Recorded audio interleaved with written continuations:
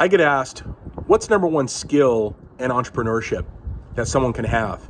Here's my number one answer. Is it grit? Is it passion? Is it business acumen? Is it a college degree? What is it? Here's number one for me. Problem solving. You have to be a great serial problem solver. If you're not good at problem solving, you're going to have challenges being in business, being an entrepreneur. If you're not good at problem solving, you probably aren't one, and the rest of this video does not apply to you.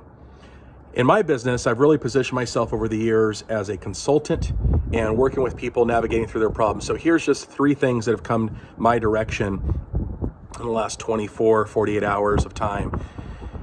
And starting 2 days ago, we'll start there at the 48-hour mark.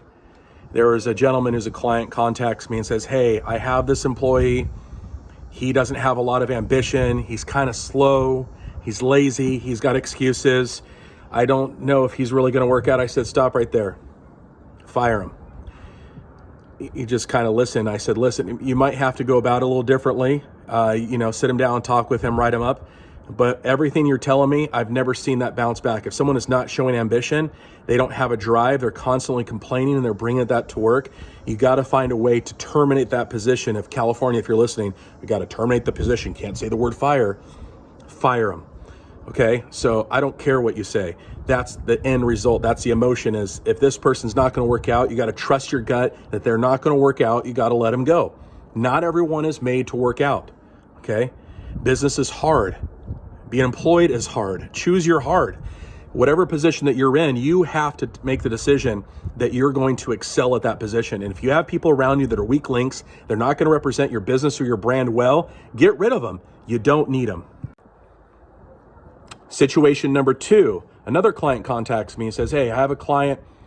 To sum it up, it was a long conversation, 30, 40 minutes going over this issue, and it was fine. I enjoyed being able to help him navigate through this issue.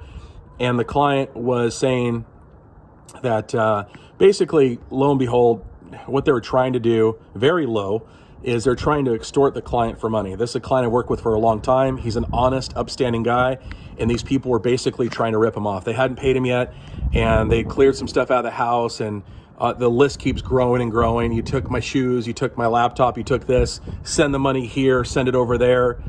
And it was just obviously they were after him to just try and get money out of him or get money out of his insurance policy. Look, clients are crooked and criminal sometimes too, not just people. They're people. Doesn't matter what hat you're wearing.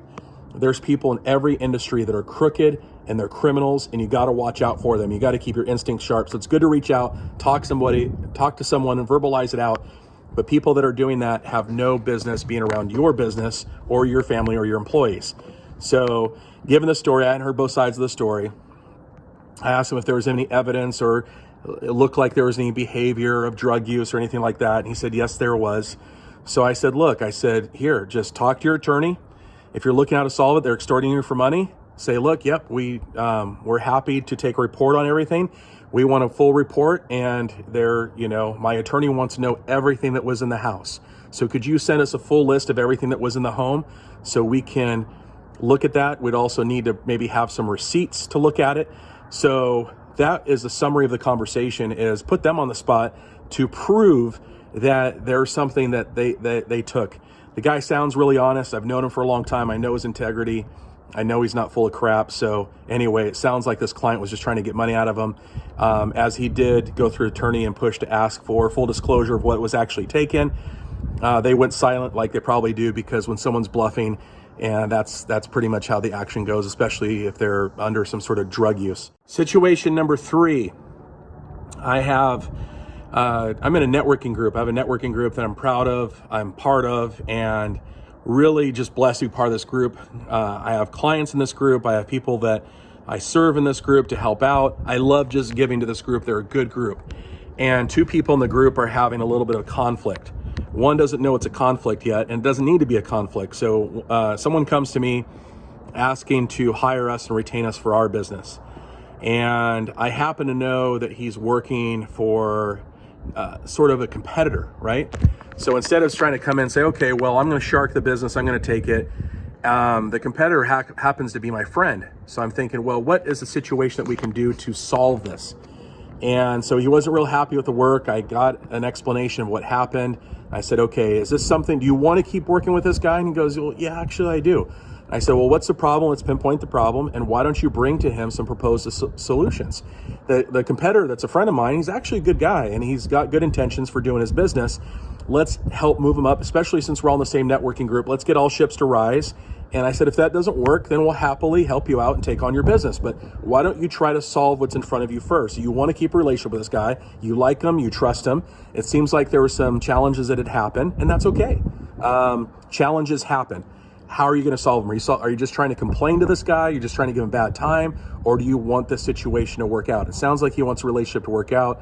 So we'll see how that one goes. It sounds like it's going a positive direction. So again, in conclusion, for your business, you're going to have to deal with conflicts. You're going to have to learn how to solve problems. Make sure you surround yourself with some good problem solvers, people in your business that make sure they have this skill.